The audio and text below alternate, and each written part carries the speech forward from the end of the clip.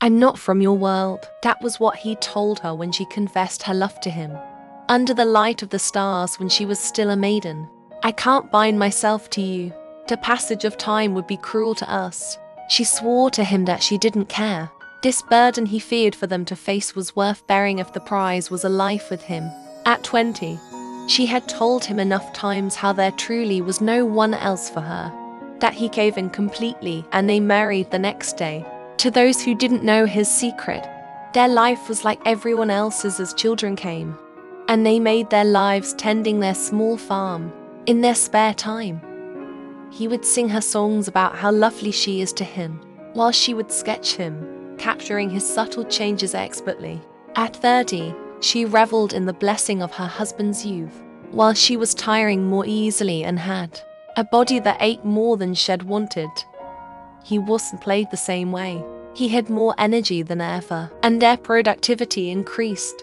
As their children could share in the work of the farm, they expanded their farm twice that decade, working through everything side by side, their love maturing through it all. At 40, her grey hairs came while he seemed to just then be turning the corner, from a youthful boy into a mature and handsome man.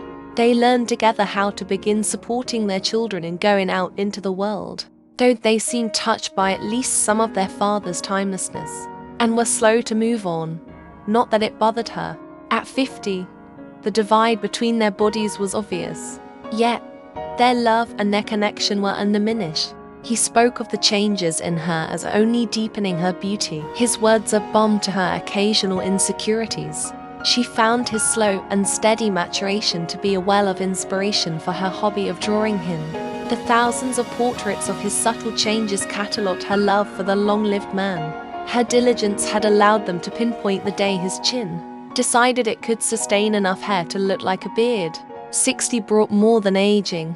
The world around them was changing, but their love remained constant. He had found a level of wealth for them with his youthful body and flexible mind that made use of new technologies as they came. Their farm transformed into a grand manor, a testament to their enduring partnership.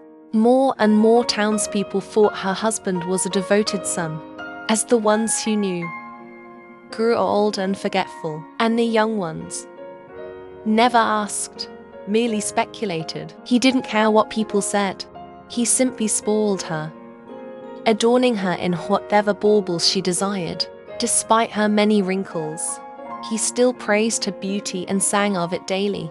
70 arrived, and now she was growing truly fragile. But their love only grew stronger. His beard had come in fully, and he wore it proudly as a symbol of his own maturation.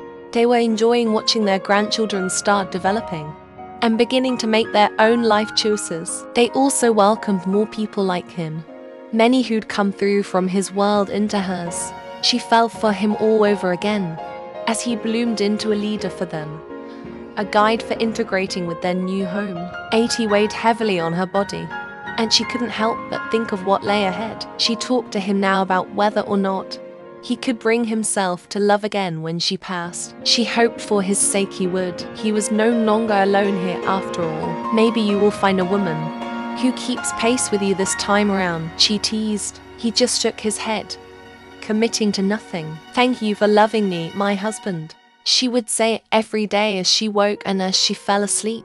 Their love, weathered by time, had metamorphosed into something truly extraordinary, a testament to the value of a lifetime shared and to the truth that love can defy even that most stalwart adversary. Time